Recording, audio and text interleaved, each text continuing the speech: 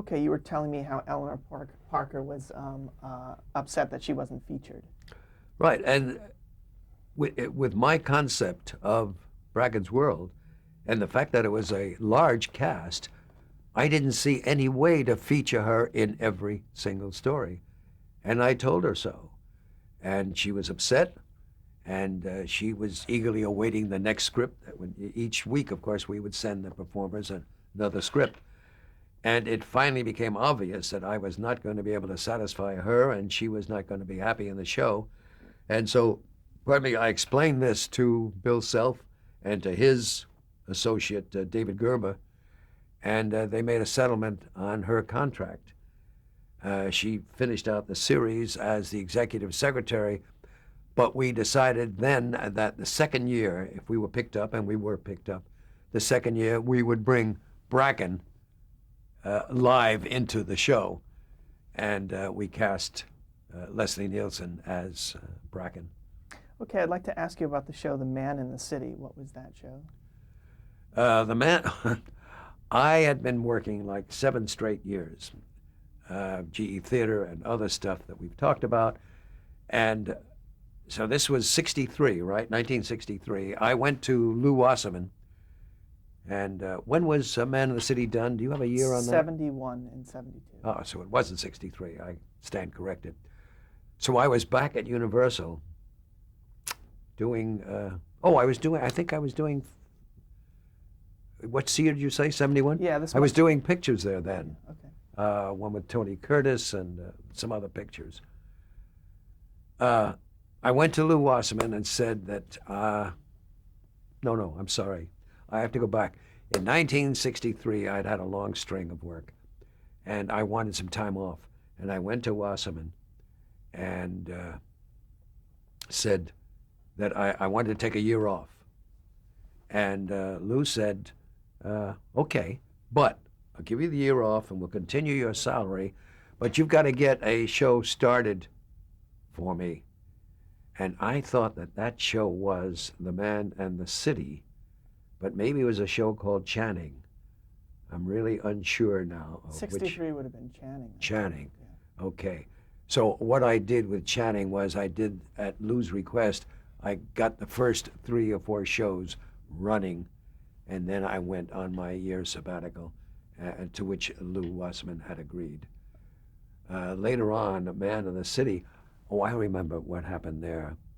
I was brought back to Universal, asked to do the first television series with Tony Quinn. And I agreed to do that because I was interested in the concept. The concept was a Mexican-American mayor of a southwestern city in the United States. So this was, I agreed to take on the series, and shortly after that, I got a memo directed to me from ABC through the executives at Universal saying, we're happy to have you on board to do this series, but we want you to understand that we don't want anything political. Well, here we're dealing with the mayor as our lead character, and they didn't want anything political. Well, that was kind of discouraging and dismaying, but I had agreed to do the series, and so I went ahead with it. What was it like working with Anthony Quinn? Well, that's a good question. I'm happy to answer it because, by the way, Tony was an enormous talent. First of all, he was a superb actor, as his career proved. Second of all, he was a true artist. Tony was, and proved it, a wonderful painter and a really exciting sculptor. And I don't know how many people know this, but he was a major artist. At the same time, he was also a child. And I say that word advisedly. And I'll give you one quick example. I hope there's time for this. I'm doing Man of the City, and Mala Powers, by the way, is in the series. And I'm in my office, and I get a phone call from the assistant director. He said, Stanley, we're having a problem on the set. Could you come down? I said, what's the problem? He said, well, Tony doesn't want to shoot because his housekeeper isn't here. I said, his housekeeper? Are you talking about the actress playing his housekeeper, who happened to be a very good actress named Carmen Zapata? And the AD said, yes, that's right. I said, well, is she on the call sheet? Does his acting housekeeper work today? And the AD said, Stanley, that's the problem. No, she's not on the call sheet. She doesn't work today, and that's why she's not here. And I said, and Tony expects her to be there? The AD said, yes, Stanley, could you please come down to the set? So I went down to the set and went into Tony's dressing room. I had checked the call sheet, of course. And I said, Tony, you've been around a long time. Forgive me for saying that, Tony. But you know that an actor or actress is present on the set if they're on the call sheet, if they're in a scene that day. Now, Carmen, your housekeeper in the show, is not on the call sheet because she's not in any scenes with you today. That's why she's not here, Tony. And Tony said, well, yes, I know that, but I'm the mayor of this city, and I think my housekeeper should be here. I said, Tony, even if she's not on the call sheet? He said, yes, I think the mayor's housekeeper should be with him at all times.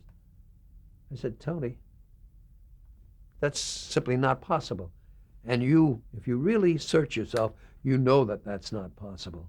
Now, if you're unhappy about that, because I can't oblige you on it, look, we've known each other for some time now. There'll be no hard feelings. Call Lou Wasserman.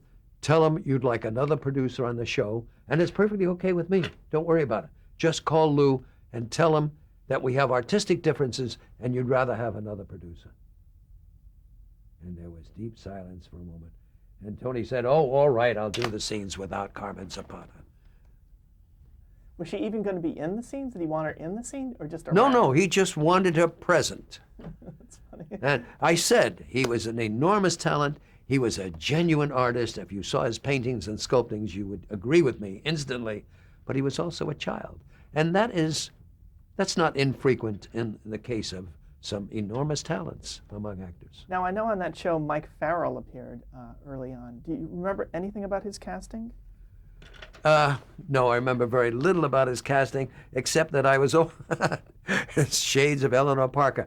I was always apologetic to Mike Farrell because, in a sense, he was the male ingenue. He was the young leading man, assistant to Tony Quinn. But here was the opposite situation. I had to concentrate on Tony Quinn. He was the big star. He was making his television debut. And so I couldn't give too much to Mike Farrell. And I was constantly telling him, explaining to him why this was so, and he took it very graciously, and we are friends to this day. Okay, you did a number of television movies in the 70s and 80s, and I at least wanted to mention one, the television movie called Babe. What was that about, and how did that project get started? That's one of my favorite productions of all the stuff I've worked on.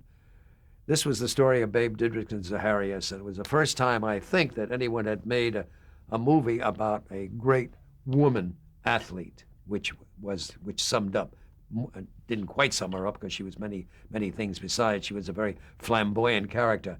It was also a cockeyed, off-the-wall love story between this not Hollywood beautiful athlete and this kind of rough man she met in the course of the movie, who became her husband, George Zaharias. We, in the course of trying to find somebody to play George Zaharias, we tested several people, and finally, George Zaharias himself, whom we had brought out from New York and was consulting with us on the production, suggested an athlete named Alex Karras. He said, look, this Karras guy, now I was a wrestler. Alex Karras was a football player, but he's dropped football. He's done a couple little acting roles. I think he could play me. And he's Greek like me. So I said, okay, let's bring in Alex Karras. I then called the woman whom I had in mind from the very beginning. Norman Felton and I, who produced this, had in mind a wonderful actress named Susan Clark, who wound up winning the Emmy for her performance as Babe. I called Susan. I said, Susan, would you mind, we hadn't started production yet, obviously, we hadn't cast her husband. I said, Susan, would you mind coming in and doing a test with this actor or slash, this football player slash actor whom we think might be good for your husband in the movie, for George Zaharias. And Susan said, of course not, I'll come in.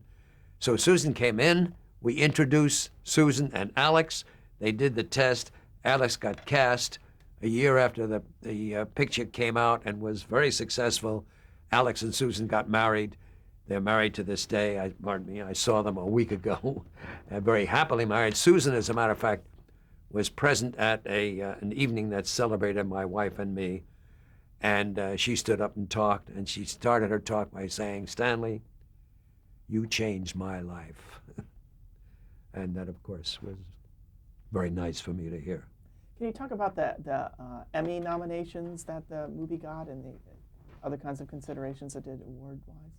Well, two very successful movies for television that day were Babe, which got excellent reviews and critically acclaimed, and Eleanor Franklin about the Roosevelts. And we went down to the wire in competing for major Emmys. The two pictures were up for Best TV Movie of the Year, and the two pictures were up for Best Actress in a Television Movie of the Year. As it worked out, Susan Clark got the Emmy for Best Actress of the Year as Babe, and Eleanor Franklin won Best Movie of the Year. And we went on and Babe won the Golden Globe for Best Movie of the Year. All right, I have a couple of summing up questions before we do our photos. The first thing is we skipped a lot of the movies and other television that you did. Are there ones that you'd like to list that are important in your career? Well, there's some movies that are favorites of mine. The President's Analyst, I thought was is regarded as a movie that was kind of ahead of its time. It was a wild comedy with a marvelous basic concept, written and directed by Ted Flicker. But it was fun to make, and Jim Coburn was a star and was absolutely marvelous in it. There was another picture I made with Warren Beatty and Leslie Caron. That was, I thought, an effective comedy called Promise or Anything. I was brought back to RKO by the man who'd been head of CBS, Bill Dozier, when he became head of RKO and had liked my work as a producer at CBS. And he brought me back and asked me to do a musical version of a previous RKO picture. I can't think of the name of it. Anyway, I did a musical version, prepared a musical version, hired Devery Freeman, who did the screenplay. Mitch Lyson was the director, and Blaine and Martin, who had done some MGM musicals, became the songwriters for this musical, which was called The Girl Most Likely. And then a tragedy happened. It worked out very well. The picture was good. But RKO fell into doldrums and was collapsing, or collapsed, just as we finished editing The Girl Most Likely. And the management of RKO shipped the picture over to Universal for release. And it never got much of a release. Universal agreed to distribute it, but didn't have a dime invested in it, and it never had the kind of push that it should have had. Do you remember how the President's Analyst got to you, how you got assigned to that? How it got to me? Yes. Yes, it was brought to me by Ted Flicker. He had finished the screenplay. He had some interest at Paramount, but it wasn't conclusive. And he had talked to Coburn, but we were able to get Coburn to agree to do the picture, go back to Paramount. Paramount agreed to do the picture, and Ted and I became partners. I to produce, Ted to direct. What advice would you give to an aspiring producer?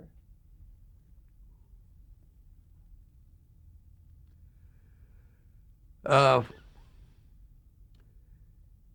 you expect, would it be somebody who would just leap into producing, or would it be somebody who's starting out at film school and working his way up? Well, let's say someone who's starting out as a producer, something that you might have learned, that it took you a while. To be to be as honest as you can be without being foolishly honest. When the studio insisted on assigning Otto Preminger, because they had a pay-or-play commitment with him, on assigning Otto Preminger to direct River of No Return, he was not the director I wanted. I regarded River of No Return as a piece of Americana, Western Americana, and that was not Otto Preminger. I thought Otto Preminger was an excellent director. He did Laura, very good melodrama. He did Moon is Blue, very good comedy. But he was not the director for me for River of No Return, and yet he was the director who was going to direct it because the studio said so. So Otto Preminger came out from New York. He'd read the script and agreed to do it. I met him when he arrived from New York, sat down to luncheon with the commissary, and said to him, Otto, I want you to know up front that you are not the director I wanted on this movie. Now, that was simply not very smart. I didn't have to tell him that. It was not necessary to tell him that I didn't want him as a director. It was not relevant. But it caused a friction between us which lasted almost through the entire picture. So the first thing I would say to a producer, be as honest as you can be, but don't be foolish. Protect the project. Always achieve the script that you've developed or that you've inherited, if that was the case. That comes first. And you have to protect the director so that he's given a chance to make the picture you both envisioned. When they talk about a director's vision today, they assume that that's the only vision connected with the picture. The producer has a vision too, and he's in at the start. In many cases, frequently, the producer is on that project long before the director is on the project. So the producer has a vision. So you're trying to achieve your vision and the director's vision. You have to protect the director from the forces that do converge on him because of budget problems and scheduling problems, etc. But you also have to protect the vision you have of that project from the start. And my last question is, how would you like to be remembered? Gee, I wish you'd warned me of that. How would I like to be remembered?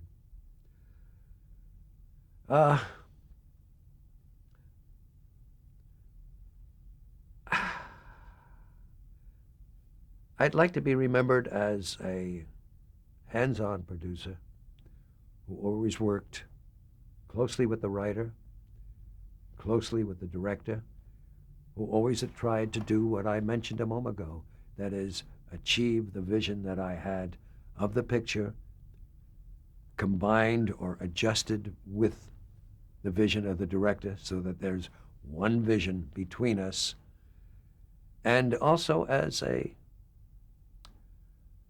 considerate man, considerate with the crew, considerate with the cast of the picture, and as much as possible to make pictures that were entertaining and positive. Okay, for the Archive of American Television, thank you very much. Thank you, Gary.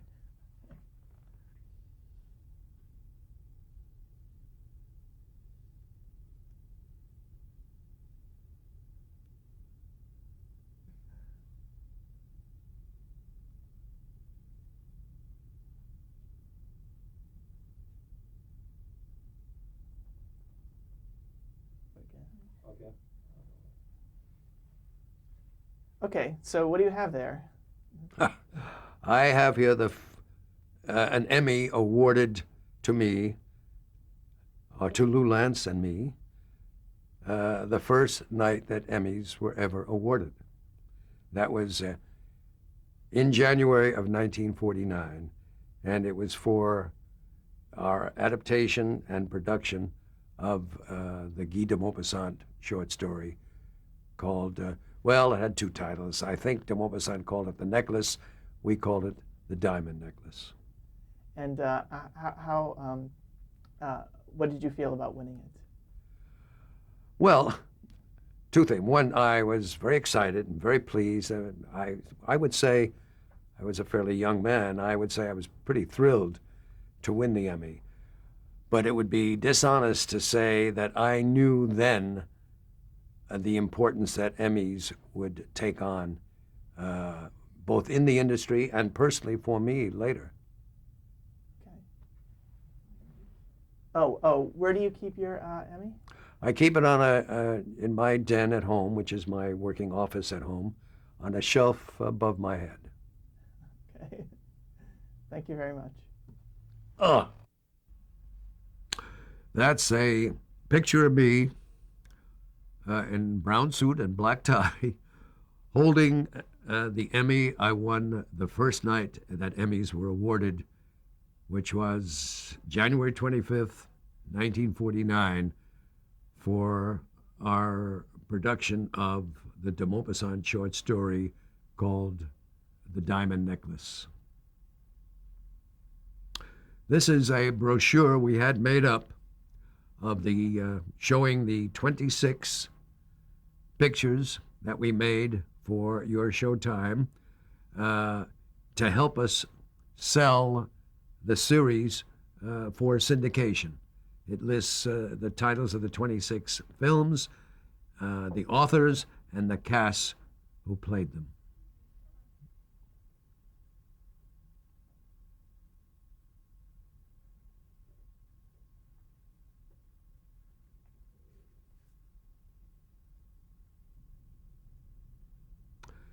This is approximately 50 years after that first Television Academy Award night. This was taken outside the Hollywood Athletic Club where the event took place. I'm the guy in the cap. The other two guys in the picture also won Emmys that night. I think the man in the red sleeveless sweater is Mike Stokey, who won for best what? Well, I guess it was an early reality show. The other man won an Emmy, I believe, for technical achievement. This is a draft of the teleplay for the first production for your Showtime. This is the de Maupassant story, the necklace, or the diamond necklace, as we called it. The teleplay was written in October of 1948 by Lou Lance and me.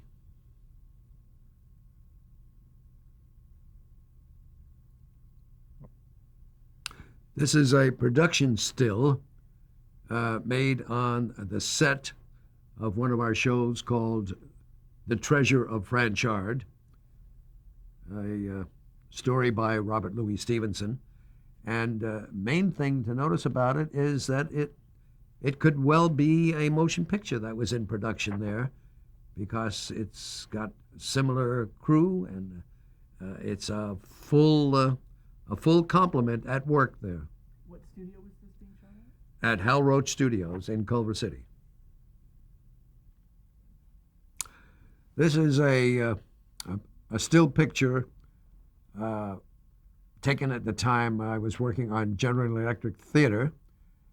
The actress on the left is Ann Baxter. The actress on the right is Ida Lupino, who I think was the director on that show for me. I'm the guy on the left, and the guy on the right went on to become President of the United States. His name is Ronald Reagan. Okay, this is a shot of me with Ronald Reagan, who was the spokesperson for General Electric in the course of the years of production of General Electric theater shows. This shot made in front, as you can see, I think, of the looping stage has always amused me because it shows me shaking my finger at the man, as I said a moment ago, at the man who went on to become President of the United States. Now, did you have any inclination at the time that he could possibly go on to such great things? Not only did I have no thought of his going on to such positions, but I bet my wife $5 that he couldn't become governor of California when we began to hear about his possibly running for that office. I paid that bet off. I then bet her a few years later, that he couldn't become president of the United States, and I had to pay that debt off too. Okay. This is a production shot on the set of another one of the pictures we made for your Showtime.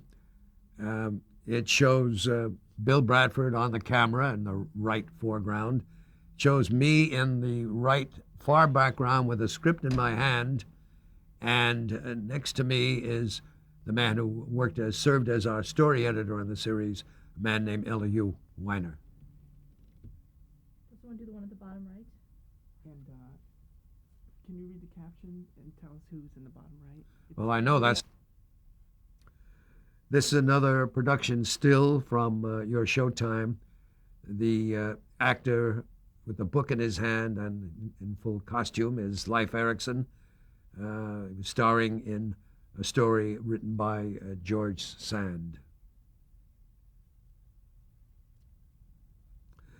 This is a picture of me with one of the great baseball pitchers of all time, Satchel Paige, and we brought him out to act as a consultant on the picture I was making about his life. A man who was acknowledged one of the great pitchers of all time, but couldn't get into Major League Baseball because he was black. And this is a television movie? This was a television movie made for 4D Productions in about, 1976, 77, something in that area. And I was very happy to do a picture about Satchel Paige because I thought it gave him a little back on the career that he didn't have because of his color. Okay.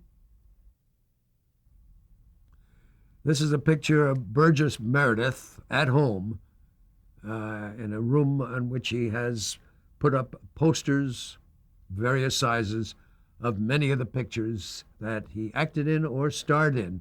It was a particular interest to me because on the wall to our right of Burgess Meredith, there is a rectangular poster of a picture I wrote in which he starred called San Francisco Docks. That was a low-budget picture, and I was very pleased that Burgess Meredith liked it enough to put it up on his wall. Great. Well, thank you, Stanley. Is that it? Did the marathon. Yeah.